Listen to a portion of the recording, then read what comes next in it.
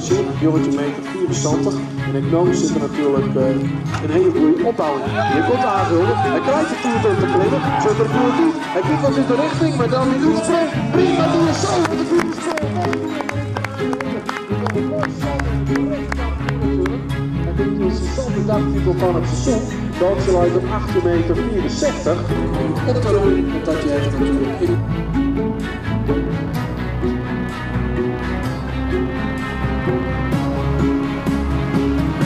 Dat staat met de dan nog met de hand. Dus die bij jou hier met zijn hand pakken. Dus het zal volgende keer komen. Dit komt Oane Galama. Zit er nog wat bij. Zit er nog wat bij voor Oane Galama.